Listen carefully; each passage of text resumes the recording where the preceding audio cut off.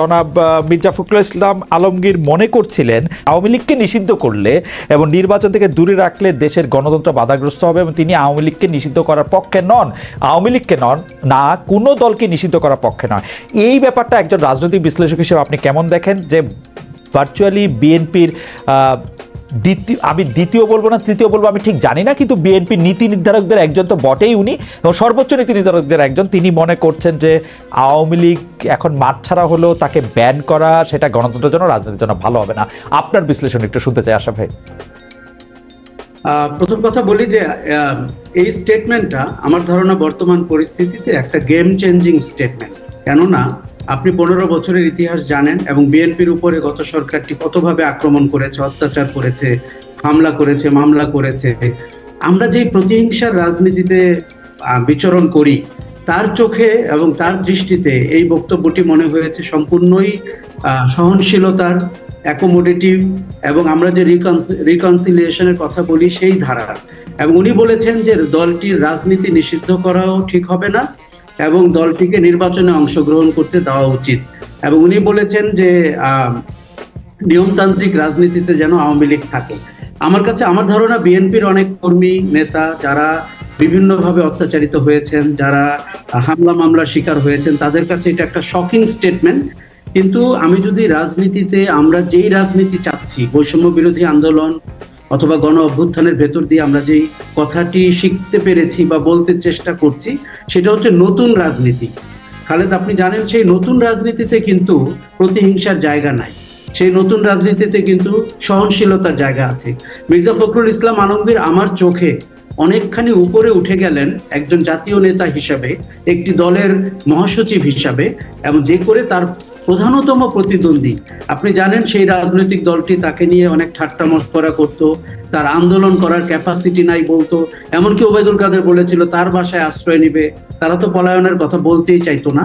কাজে আমার মনে হয়েছে যে আমরা যে নতুন রাজনীতি চাচ্ছি, নতুন যে বন্দোবস্ত চাচ্ছি গণতান্ত্রিক বাংলাদেশ রচনায় এবং আমাদের অধিকার আদায় করার যে রাষ্ট্রভূমিটা আমরা চাই, সেখানে মির্জা ফখরুল ইসলাম আলমগীরের এই বক্তব্য আমার দুইটা কথা আছে। একটা কথা হচ্ছে যে আপনি বিএনপির পার্ট থেকে মির্জা ফখরুল ইসলাম আলমগীরের অবস্থান আপনি পরিষ্কার করলেন বা ব্যাখ্যা করলেন, যেটি আসলে আপনার কথাই আমারও মনের কথা। কিন্তু আমি যদি একটু অন্য দিক থেকে দেখি, 5 আগস্ট শেখ হাসিনা পালিয়ে গেলেন বাংলাদেশ থেকে, প্রধানমন্ত্রীর পদ হয়ে পড়লো শূন্য এবং সংসদ ভেঙে দেওয়া হলো। তারপরে প্রায় না 2 মাসের, আজকে 2 মাসের কাছাকাছি, হ্যাঁ 1-2 দিন কম, 2 মাসের কাছাকাছি সময় পরও একজন আওয়ামী লীগের প্রতিনিধিত্বশীল নেতাও বললেন না যে তারা আওয়ামী লীগ করবেন। মানে সজীবউদ্দিন জয়ের কথাটা আলাদা, এবং তাদের ভবিষ্যৎ রাজনীতি তারা কি করবেন, তারা আদৌ কিছু করতে চান কিনা, দল হিসেবে তারা কি করবেন, সেগুলি তারা কিন্তু কেউ কিছু বলেন নাই। অর্থাৎ আওয়ামী লীগ যে কথা বলছে না সেই কথা মির্জা ফখরুল ইসলাম আলমগীর বলছেন, সেইটা আপনাকে একটু আবার ভাবাই কিনা, 1। আর 2 হচ্ছে অনেকে যে বলতে চাইছেন বর্তমান সরকারকে একটু ঠেলে ফেলে দেওয়ার জন্য, দ্রুত নির্বাচন দেওয়ার জন্য, ডক্টর ইউনূসকে আসলে একটু বিব্রত করার জন্য আওয়ামী লীগ বিএনপি একসাথে হয়ে মাঠে নামবে, এইটার কোনো একটা জায়গা আপনি দেখেন কিনা? প্রথম কথা বলি যে আওয়ামী লীগ কিন্তু 15 বছরের শেষের দিকে এসে আমরা আওয়ামী লীগকে খুঁজে পাচ্ছিলাম না। কেননা রাজনৈতিক দল আওয়ামী লীগ এবং শাসক আওয়ামী লীগের মধ্যে আমরা পার্থক্য দেখতে পাচ্ছিলাম। আপনি যদি দেখেন ক্ষমতার শেষ সময়ে, শেষ 3টি মাসে যারা আওয়ামী লীগের প্রতিনিধিত্ব করছিল, সমঝোতার জন্য কথা বলছিল কিংবা গণমাধ্যমে কথা বলছিল, তারা কেউ আওয়ামী লীগার না। মানে আওয়ামী লীগার বলতে আমরা যেটি বুঝি, যেটা একসময় জানতাম, রাজনীতিবিদ যাদের ব্যাকগ্রাউন্ড রাজনীতি, যারা এসেছিলেন তারা আমরা ওবায়দুল কাদেরের ভাষায় হাইব্রিড আওয়ামী লীগ। না তো না কিন্তু সেই ফর্মুলাতে আশরাফ ভাই শেখ হাসিনা সবচেয়ে বড় হাইব্রিড না? না, সেই ফর্মুলাতে তো বটেই, কিন্তু আপনি আরাফাতকে যখন আওয়ামী লীগ বলবেন, পলককে আওয়ামী লীগ বলবেন, আনিসুল হককে আওয়ামী লীগ বলবেন, হাসান মাহমুদকে আওয়ামী লীগ বলবেন, সেটা তো আসলে একেবারে অদ্ভুত। আমি বলতে চাচ্ছি যে দলটি কিন্তু অসংগঠিত, রাইট?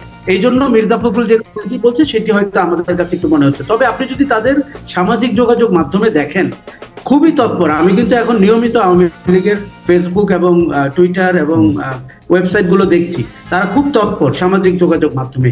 এবার দ্বিতীয়টি আপনাকে বলি, মির্জা ফখরুল নিশ্চিতভাবেই নির্বাচন চাচ্ছেন, বিএনপি নিশ্চিতভাবে নির্বাচন চাচ্ছেন।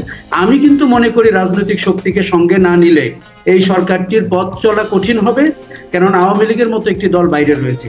তার মানে কিন্তু এই না যে আওয়ামী লীগকে সঙ্গে নিয়ে উনি আগামী রাজনীতি অথবা নির্বাচনের দিকে ধাবিত হচ্ছেন। না, আসলে আমার প্রশ্নটা এই জায়গায় ছিল যে আপনি কি মনে করেন না যে আওয়ামী লীগ মানে রাজনৈতিক দল হিসাবে এতটাই দুর্বল এখন হয়েছে, মানে বিভিন্ন জায়গায় আমার কাছে যেরকম লোকজন বলে আর কি, আওয়ামী লীগ পরিচয় দিতেও মানুষ এখন আসলে স্বাচ্ছন্দ্য বোধ করে না। আওয়ামী লীগের তো এরকম অবস্থা কখনো ছিল না। আমি এই জায়গা থেকে বলি, ৭৫-এ যে ঘটনা ঘটেছিল, যে নির্মম ঘটনা ঘটেছিল, যে হত্যাকাণ্ড ঘটেছিল, আমার বিচারে কিন্তু ২৪ সালে আওয়ামী লীগের তার থেকে ১০০ গুণ বড় ঘটনা ঘটেছে। আমি ঢাকা শহরে থাকি, আমি বাংলাদেশের বিভিন্ন প্রান্তে যাই।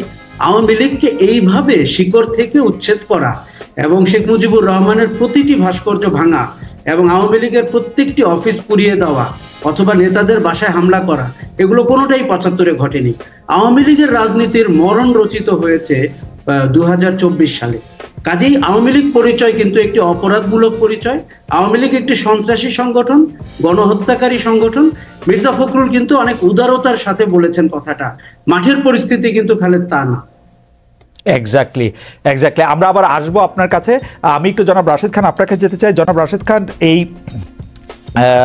গণ অধিকার পরিষদের জনাব নুরুল হক বলছিলেন বর্তমান সরকারের ভেতরে সুবিধাবাদীরা ঢুকে গেছে, এই এনজিও মার্কা সরকার নিয়ে খুব বেশি দূর এগোনো সম্ভব না। আপনি কি এই বক্তব্যের সাথে নিশ্চয়ই আপনারা দলগতভাবে একমত যে সরকারের ভিতরে সুবিধাবাদীরা ঢুকে গেছে? সরকারের ভিতরে সুবিধাবাদীরা ঢুকে গেছে বলতে কি আপনারা বোঝাতে যাচ্ছেন যে আপনাদেরকে আসলে নেওয়া হয় নাই? কারণ যেহেতু আপনাদেরকে নেওয়া হয় নাই, আপনারা এটার কোনো পার্ট না, আপনাদের কথা কেউ শোনে না এবং আপনারা ইরেলেভেন্ট, এইটার কারণে কি আপনাদের মনে হচ্ছে যে সরকারের ভিতরে সুবিধাবাদীরা ঢুকে গেছে, নাকি কি কারণে? জনাব রাশেদ আমাদেরকে একটু আলোকিত করবেন। জি ভাই, আপনাকে অসংখ্য ধন্যবাদ।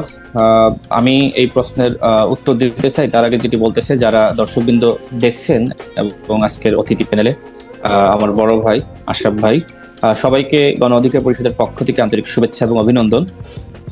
নুরুল হক নূর যে বক্তব্য দিয়েছিলেন সেটি হলো যে বিপ্লবের মাধ্যমে যে সরকার গঠিত হয়েছে সেই সরকারের চেহারাটা বিপ্লবের মতনই হওয়া দরকার ছিল। এখানে বিশেষ করে যারা রাজনৈতিকভাবে অভিজ্ঞ সেই মানুষদের দরকার ছিল, কিন্তু যাদের শুধুমাত্র এনজিও সেক্টরে অভিজ্ঞতা আছে সেরকম মানুষদেরকে এখানে যুক্ত করা হয়েছে। এবং তিনি সেটি কিন্তু ব্যাখ্যা দিয়েছে। তিনি বলছেন যে এই সরকারের যে পরিধি সেটি কিন্তু বৃদ্ধি করা দরকার এবং যাদের রাজনীতি করার অভিজ্ঞতা আছে, দেশ চালানোর অভিজ্ঞতা আছে, তাদেরকে যদি এই অন্তর্বর্তীকালীন সরকার অন্তর্ভুক্ত না করা হয় তাহলে যেমন ব্যর্থ হতে পারে।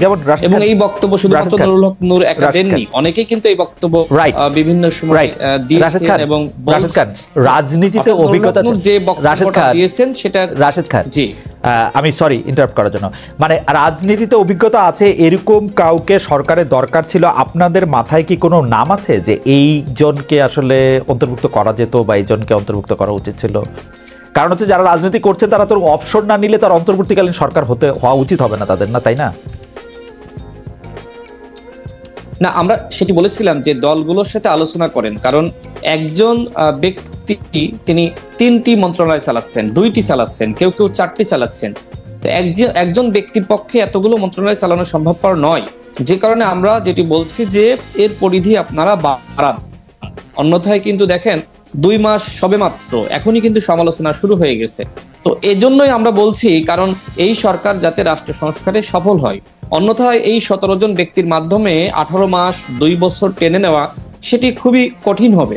তো সেই জায়গা থেকে সমালোচনা এইভাবে এসেছে যে বিপ্লবী সরকারের চেহারাটা আসলে যারা বিপ্লবী নেতৃত্ব বা যারা ওই ধরনের সিদ্ধান্ত নিতে পারবে সেই ধরনের মানুষকে এখানে বসানো দরকার ছিল। কিন্তু আমরা দেখতে পাচ্ছি যে এই সরকারের অন্তর্বর্তীকালীন সরকারের অনেকে আছে সিদ্ধান্তহীনতায় ভুগছে, বিভিন্ন জন বিভিন্ন সময় বিভিন্ন ধরনের বক্তব্য দিচ্ছে।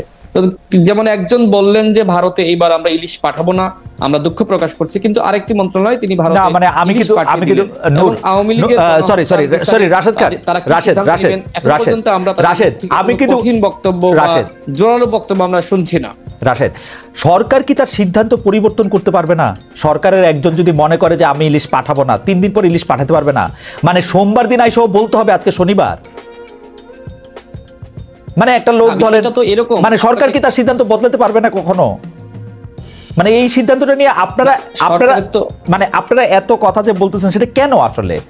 মানে সরকারের যদি একটা সিদ্ধান্ত হয়, শুধু একটি, জি জি বলেন, সরি রাশেদ আপনি বলেন। দেখেন শুধু একটি বিষয় না, বিষয়টা হলো দেখেন এই যে এতদিন হয়ে গেল, এখনো পর্যন্ত কিন্তু আওয়ামী লীগের হাই কমান্ড বলেন, শেখ পরিবারের বলেন, এই যে এতগুলো শেখ পরিবারের মন্ত্রী ছিল, এমপি ছিল, তারা কোথায়? এখনো পর্যন্ত তাদেরকে গ্রেপ্তার করার কোনো পদক্ষেপ আমরা দেখছি না। এবং ওবায়দুল কাদের পালিয়ে গেল, স্বরাষ্ট্রমন্ত্রী পালিয়ে গেল, হাসান মাহমুদ পালিয়ে গেল, এই যে রাঘব বোলরা পালিয়ে গেল, কিভাবে পালিয়ে গেল? সেনাবাহিনীর হাতে 626 জন তারা নিরাপদে সেখানে আশ্রয় নিয়েছিল। সেই তালিকা আমরা বারবার বলছি, আশরাফ ভাই বলছে, আমি বলছি, আপনি বলছেন, অন্যরা বলছে, এখনো পর্যন্ত সেই তালিকা প্রকাশ করা হচ্ছে না। বরং প্রতিদিন খবর আসছে যে অমুক পালিয়ে গেল, তমুক পালিয়ে গেল, সীমান্ত দিয়ে এত টাকায় পালিয়ে গেল। অর্থাৎ এটির মাধ্যমে সরকারের দুর্বলতা কিন্তু মানুষের সামনে হাজির হচ্ছে। সেই কারণেই বলা হয়েছে যে বিপ্লবী সরকারের আচরণ, কথাবার্তা, সিদ্ধান্ত সবকিছু বিপ্লবী হতে হবে। কিন্তু আমরা দেখতে পাচ্ছি যে তারা অনেকটা ধীর গতিতে তাদের কার্যক্রম পরিচালনা করছে। সেই জায়গা থেকে মূলত বলা হয়েছে যদি প্রকৃতপক্ষে রাষ্ট্র সংস্কার করতে চান তাহলে দলগুলোর সহযোগিতা নেন। কিন্তু দেখেন যে এই 2 মাসের মধ্যে দলগুলোর সাথে একটি বার মাত্র বসেছে, তাও কোনো আলোচনা হয়নি, রাজনৈতিক কোনো আলোচনা হয়নি, সংস্কার নিয়ে কোনো আলোচনা হয়নি। জাস্ট বাংলাদেশে আওয়ামী লীগকে 15ই আগস্ট পালন করতে দিবে কি দিবে না, এই একটি সিদ্ধান্ত নেওয়ার জন্যই আমাদেরকে ডেকেছিল। এবং আগামী শনিবার থেকে আমরা শুনছি যে ডাকবে দলগুলোকে। কিন্তু তারা আসলে কি করতে চায় আমরা তাদেরকে বলেছি আপনারা আগে একটা রোড ম্যাপ প্রকাশ করেন। 2 মাস অতিবাহিত হয়ে গেছে, এখনো পর্যন্ত আমরা সরকারের রোড ম্যাপ জানি না, পরিকল্পনা জানি না, সরকার কি করতে চায় আমরা জানি না। এই কারণে কিছু সমালোচনা আসছে, আমরাও করছি, অন্যরাও করছে। রাশেদ খান, আমি আবার আমরা সরকারকে একই সাথে সহযোগিতা করছি। আপনারা সহযোগিতা কিভাবে করতেছেন রাশেদ খান? না, আমরা সহযোগিতা আমরা সরকারকে দেখেন যখন আপনার এই যে আনসার কু করার একটি চক্রান্ত হলো সেখানে আমরা ছুটে গিয়েছি। যখন বিচার বিভাগ, প্রথম কথা হচ্ছে যে রাশেদ আমার পাঠটা শুনে, চক্রান্ত করে গিয়েছি, আমার পাঠ প্রত্যেকটা জায়গায় আমরা ছুটে গিয়েছি। আমার পাঠ হচ্ছে যে এই সরকারের বিরুদ্ধে কোনো আন্দোলন হলেই সেটাকে আপনারা কু নাম দিচ্ছেন, আনসার কু, বিচারপতি কু। কিন্তু আমার কাছে মনে হচ্ছে এই সবগুলি সুপারফিশিয়াল, কারণ ওই ফুল কোর্ট রেফারেন্সও বিচারকরা আসলে অন্য কিছু করার জন্য বসে নাই, আনসাররা তাদের দাবি জানাতে আসছিলেন, সেটা কু বলা যাবে কিনা আমি জানি না। তবে আসবো আমি আপনার কাছে। আপনি কি এর দুই লাইন বলতে চান? এগুলি কি আপনি আনসার কু এগুলি কি আর মানে ব্যাপারগুলি কি এরকম নাকি আপনারা আসলে বিষয়টা দেখেন আমাদের কাছে সহযোগিতা সরকারের পক্ষ থেকে বিভিন্ন সময়ে চাওয়া হয়েছে এবং এগুলো কিন্তু সরকারের পক্ষ থেকে এই বক্তব্যগুলো এসেছে। বিচার বিভাগীয় কু, আনসার কু, সচিবালয় কু, এগুলো অন্তর্বর্তীকালীন সরকারের উপদেষ্টারাই বলেছেন। সুতরাং তাদের কাছে তো আমাদের থেকে তথ্য বেশি থাকার কথা। এবং সমন্বয়ক যারা ছিল তারা কিন্তু এক প্রকার ওপেনলি তারা ছাত্র জনতাকে সেখানে জড়ো হওয়ার জন্য আহ্বান জানিয়েছে। তো যখন সহযোগিতা চাওয়া হচ্ছে আমরা কেন সহযোগিতা করব না? কারণ আমরা কখনোই চাই না যে আওয়ামী লীগ ফিরে আসুক। তা আমরা তো এইভাবে রাষ্ট্র থেকে মিছিল মিটিং করে বা তারা যাতে রাষ্ট্র সংস্কার করতে পারে আমাদের জায়গা থেকে আমরা তাদেরকে সর্বাত্মক সহযোগিতা করছি। একই সাথে সমালোচনা না করলে তো আসলে একটি যেই হোক না কেন কর্তৃত্ববাদী হয়ে যায়, সে মনে করে তার সিদ্ধান্ত সঠিক। ডক্টর ইউনূস স্যার কিন্তু নিজেই বলেছেন যে আমাদের ভুলগুলো আপনারা সমালোচনা করবেন, যে কারণে কিন্তু আমরা তাদের ভুলগুলো নিয়ে সমালোচনা করি বা আমরা শুধরানোর সুযোগ সৃষ্টি করে দিই। আমরা একটু আবার জনাব আশরাফ কাছে ধন্যবাদ রাশেদ।